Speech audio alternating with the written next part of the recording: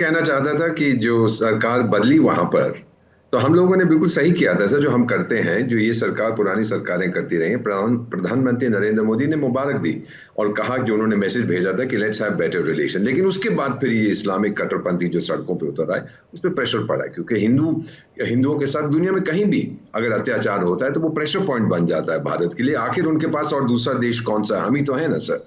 तो ये चीजें बड़े सोच समझ के हम कर रहे हैं। और हमारे फॉरेन सेक्रेटरी साहब पहली बायलैटरल विजिट है, ये मिले थे कहीं पर, जयशंकर साहब, the best foreign minister in the universe, वो मिले थे अपने बांग्लादेशी काउंटर पार्ट पे, किसी मेरा ख्याल यूएन की किसी मीटिंग के साइडलाइंस पर ये पहली बार बायलैटरली डायरेक्ट जा रहे हैं। और पहल हमने की है कि भाई बताइए, हम लोग समझना चाहते हैं आप चाहते क्या हैं। तो इन चीजों के साथ ये दीपक पब्लिकली जी, नहीं मैं जिस तरह से इस कहेंगे। पूरे मुद्दे को देख पा रहा हूँ, मैं इस मुद्दे को इस तरह से भी देख पा रहा हूँ कि एक और दो बॉर्डर हमारे लिए ऑलरेडी प्रॉब्लमेटिक है, पाकिस्तान का बॉर्डर और चाइना का और बॉर्डर। चाइना, क्या तीसरा बॉर्डर इंडिया अफोर्ड कर सकता है जो प्रॉब्लमेटिक?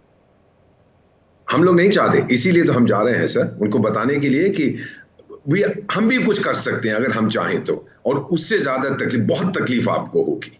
तो ये तो आपको पता है कि फूड के लिए हम पे डिपेंडेंट है, कुछ अपने रॉ मटेरियल के लिए, कॉटन के लिए हम पे डिपेंडेंट है, मेडिसिन के लिए हम पे डिपेंडेंट है। कहाँ जाएंगे हमारे अलावा सर? कौन से देशों से लाएंगे? उनकी economy already, foreign exchange reserves down हो रहे हैं। ये समझ जाएंगे कि ये सब ठीक है, दिल को बहलाने के लिए गालिब ख्याल अच्छा है, बट इन रियलिटी भारत के बिना उनका गुजारा नहीं है सर। मेरे साथ एक पूरा पैनल है जो मेहमानों का। डॉक्टर हिमांशु शुक्ला हैं, प्रवक्ता बीजेपी हैं, आपका स्वागत है। वरुण पुरोहित, नेता कांग्रेस हैं, आपका भी स्वागत है। तपस कुमार नाहा, सलाहकार इस्कॉन बांग्लादेश से हमारे साथ जुड़ेंगे। सुबीर नंदी बाबू वकील हैं इस्कॉन के, वो भी हमारे साथ बांग्लादेश से जुड़े हैं। हमारे साथ दीपक वोहरा जी हैं, पूर्व राजनयिक हैं। वो इस बात पर ज़्यादा, आपका स्वागत है दीपक जी, इस बात पे ज़्यादा जो है आप जो है रोशनी डाल पाएंगे कि आखिर ये स्थिति यहाँ तक बांग्लादेश के साथ भारतीय रिश्तों की कैसे पहुंची।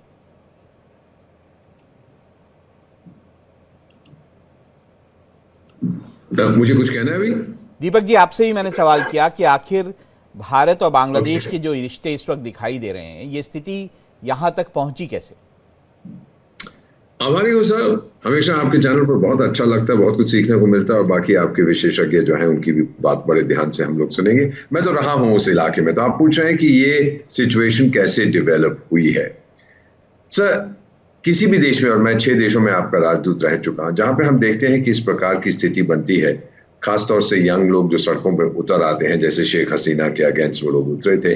इसमें 4 मुद्दे होते हैं। यंग पीपल परेशान होते हैं जब बेरोजगारी होती है, जब भ्रष्टाचार होता है, जब वहां पर possibility of a better life उनके लिए नहीं होती है, और फिर नेपोटिज्म, भतीजावाद, भाईवाद, चाचावाद होता है। तो ये सड़कों पर उतर आते हैं। मैंने बहुत से देशों में ये देखा, उतरते हैं, फिर वहां पे क्रांति आती है, और फिर हमेशा वो करते हैं, टारगेट करने की कोशिश करते हैं उस देश को या उस समाज को या उस समुदाय को जिन्होंने प्रीवियस रेजीम को सपोर्ट किया हो, जिसके साथ उसकी दोस्ती हो। बांग्लादेश में भी वही हो रहा है। शेख हसीना के टाइम में ये सही है कि वो सख्त थी, कुछ लोग कहते हैं ऑटोक्रेटिक थी, जो भी कुछ था, बांग्लादेश की छवि उस टाइम पे बड़ी अच्छी थी। उनकी इकोनॉमी अच्छी तरह से ग्रो कर रही थी। शायद वो फिगर्स जो शेख साहिबा कहती हैं वो थोड़े एग्जैजरेटेड थे, बट रिलेशनशिप बड़ी अच्छी थी। दोनों देशों के बीच में 4000 किलोमीटर का बॉर्डर है। अब हमारे विदेश सचिव वहां जा रहे हैं सर। मैं इतना जानता हूं, क्योंकि मुझे भी अब 51 साल हो गए हैं कूटनीति में। जो मैसेज हम देंगे पब्लिकली, वो तो बड़ा कंसिलिडेटरी होगा, भाई देखिए अब रिलेशनशिप सुधारे एक्सेट्रा।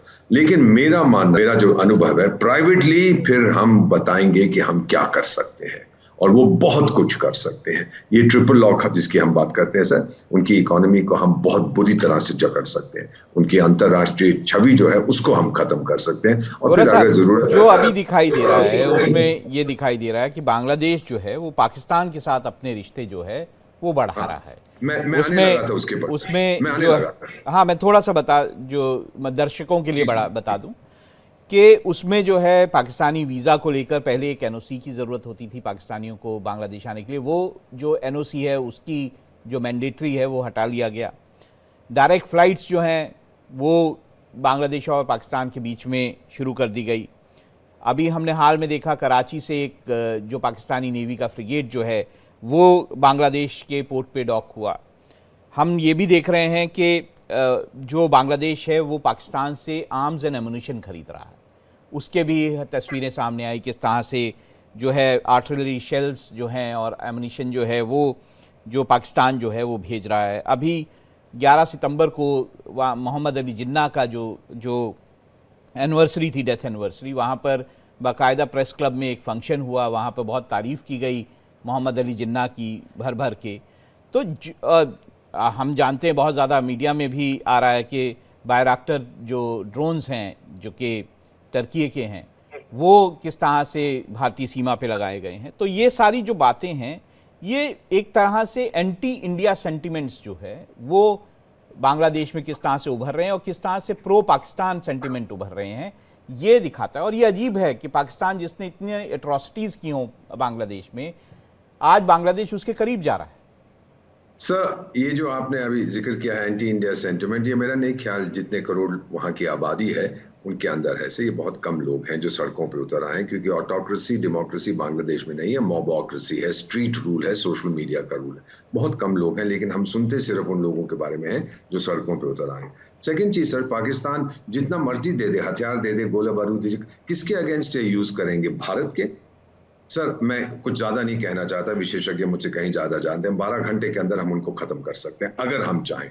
और हमारे बेस्ट डिप्लोमेटिक एसेट्स जो है, एडमिनिस्ट्रेटिव एसेट्स जो है, मिलिट्री एसेट्स जो है, उस बॉर्डर पे हैं। सर, मेरी बात मानिएगा, मैं जो कह रहा हूं मैं इररिस्पॉन्सिबली नहीं कह रहा, हमें समय नहीं लगेगा। अब एक चीज आपको बता दी, आपको याद है सर जब तालिबान 2 आया था इन अफगानिस्तान, तो एक होते थे आईएसआई के पाकिस्तान की चीफ, वहां पहुंच गए थे कि मैं सरकार बनाऊंगा, आजकल वो जेल में बैठा हुआ है, हम ये करेंगे वो करेंगे। और फिर तालिबान और पाकिस्तान के बीच में जो संबंध है, अफगानिस्तान पाकिस्तान के बीच में, आज आप ये जानते हैं।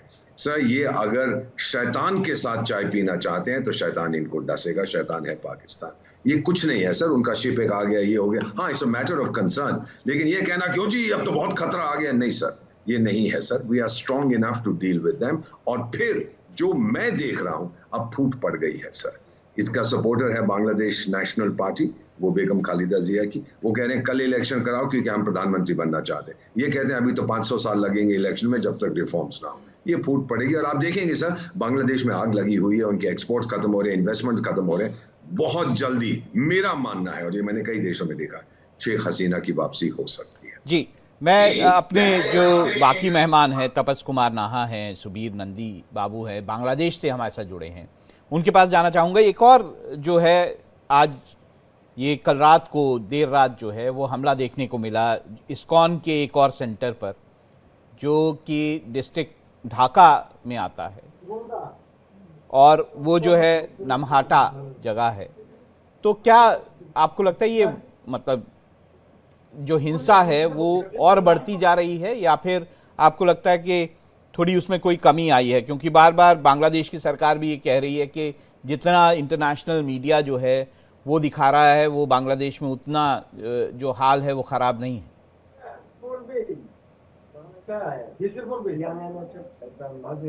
तपस, आप मेरी आवाज़ सुन सकते हैं? ओ नमस्ते। ये एक तुराग थाना में, ढाका में एक लक्ष्मी नारायण आखरा जी है ना, उसके पास ये आग लगा दिया जो फंडामेंटलिस्ट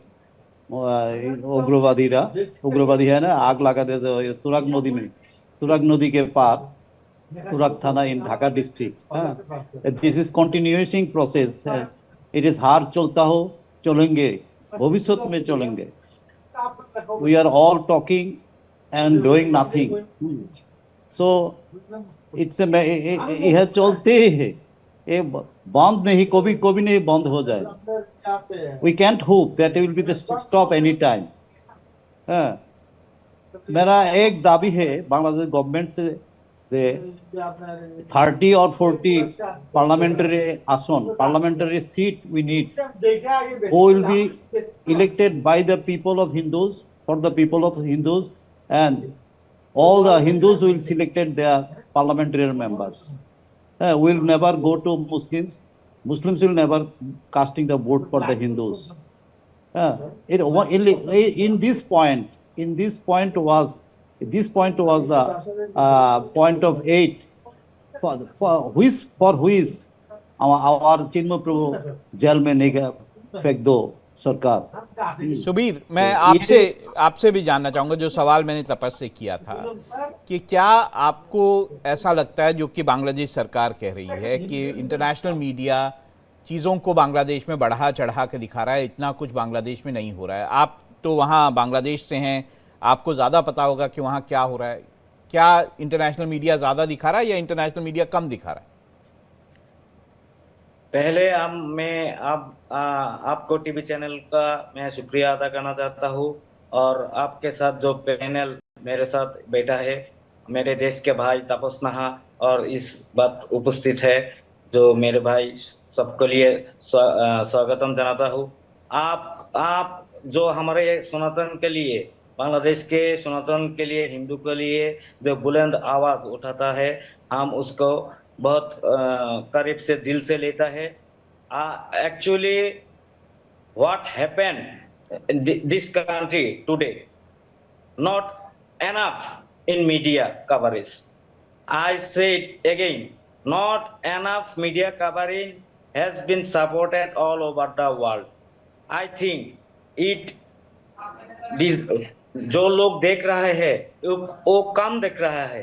अब आज भी एक रिपोर्ट देखेगा, जो हमारा चिटांग यूनिवर्सिटी का एक हिंदू टीचर प्रोफेसर को जोर करके उसको रीजन देना पड़ा, क्योंकि वो सनातन धर्मी, उसका नाम है अनुभव सेन। वो चिटांग यूनिवर्सिटी और एक प्राइवेट यूनिवर्सिटी है, प्रीमियर यूनिवर्सिटी, उस यूनिवर्सिटी का प्रोफेसर है। जी। सो वो जस्ट सनातन हो, इसके लिए उसको जोरपूर्वक उसको रीजन देना पड़ा। एक कहानी और आपने दिखाया तुरक, ढाका की एडजन, जो तुरक में जो घटना घटा इस्कन वारशिप पे, ये भी आप जानते हैं।